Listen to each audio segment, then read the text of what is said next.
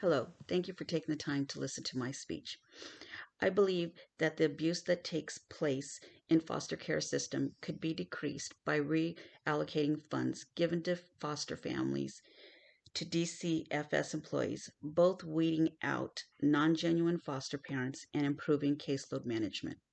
According to an episode of ABC's docuseries 2020 titled Escape from the House of Horrors, in January of 2018, Jordan Turpin escaped from her home where her 12 brothers and sisters were chained up in the downstairs basement by the parents. She was able to call the police and save her and her siblings, and her parents were arrested and put in jail. The older siblings and her were put in a foster home, and when they would ask questions about basic necessities outside of the home, something they knew nothing about, the foster parent would simply tell them, Google it, instead of trying to help them understand about everyday life and things they knew nothing about. One of the other children was told she understood why they were chained up. And so here they were put into the system, and it was the hardest time of their life, and here they were being failed by the system. So we need to do better to protect the children, and by the state and foster families need to do better for children who are in their care. As a child care worker, I firsthand have heard horror stories from children in the foster care system about their poor mistreatment given, and it gives me a big insight to all the problems out there in the foster care system and what these children suffer and go through. In this speech, I will persuade my audience by first explaining the abuse that takes place in the foster care system. Second, sharing its causes, such as the payment of the foster families. And third, understaffing of the Department of Children and Family Services.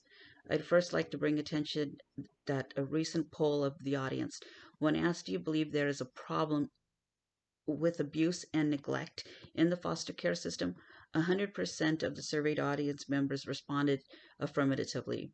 This shows that despite not being educated in the foster care system to any advanced degree, a majority of people still hold the notion that abuse is prevalent in it. The idea that abuse and neglect are essentially a stereotype associated with the foster care system is appalling, but realistic due to the poor supervision done by DCFS. The effects of the abuse that takes place are both immediate and long term.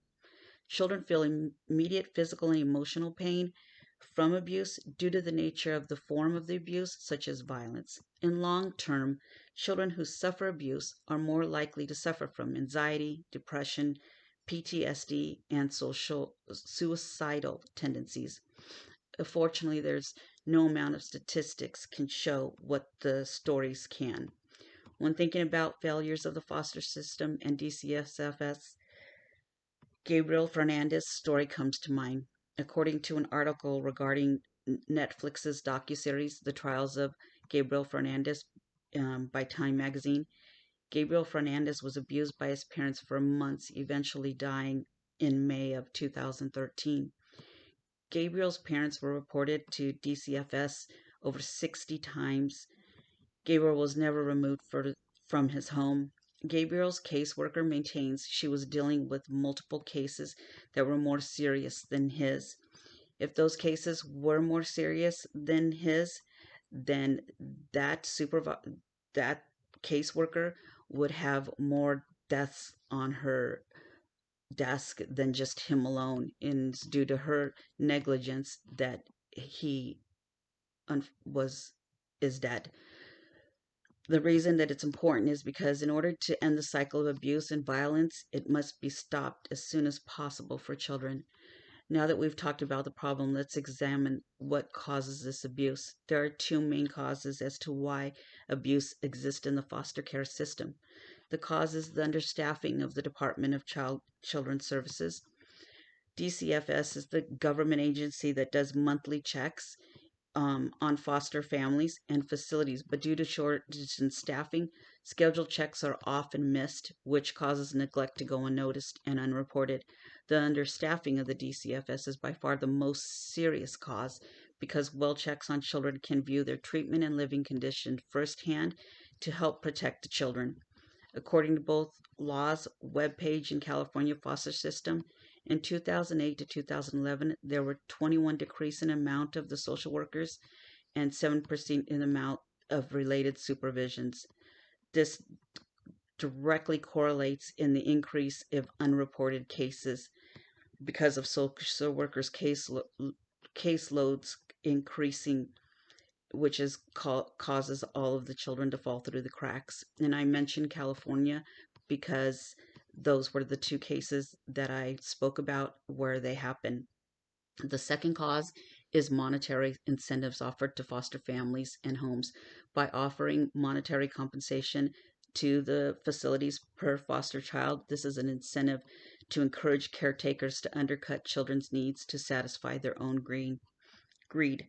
The payment per child towards foster families and home produces an environment wherein providing the bare minimum to each child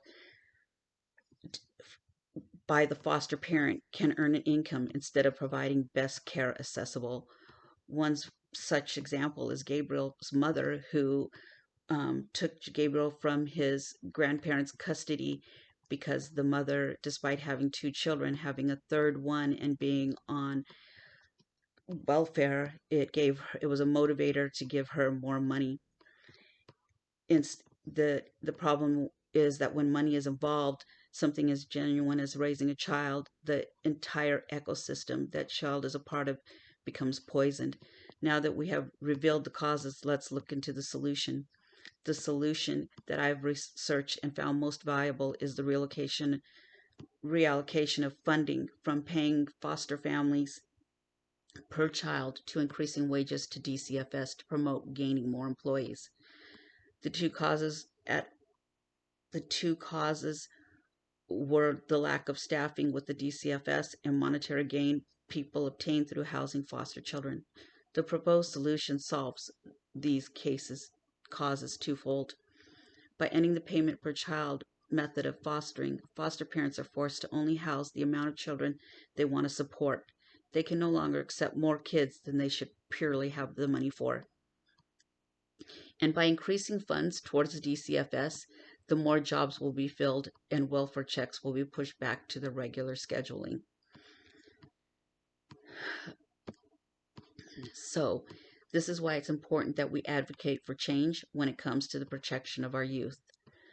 The biggest thing you as the audience can do is to vote on bills and elect officials that provide more funding to the child care sector, especially the Department of Children and Family Services. In conclusion today, I have persuaded my audience that abuse in the foster system stems from the monetary incentive of foster families, the understaffing of the Department of Children and Family Services, and the lack of outreach programs for foster children. Furthermore, I've explained that by reallocating money for paying foster families towards increasing hourly wages for DCFS workers and providing mental health outreach programs for foster kids, this will allow for more well checks to better ensure children's safety, along with allowing these children to process previous trauma with mental health professionals.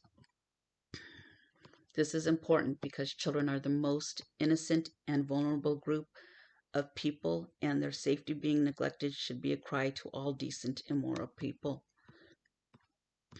As always, I appreciate you taking the time to listen to my speech. Thank you for your time and any help you can contribute to the future and well-being of all children. I will post the websites for both of the cases that I mentioned. And if you have any questions at all, please take the time and ask them in the comment section, and I'll be sure to answer them.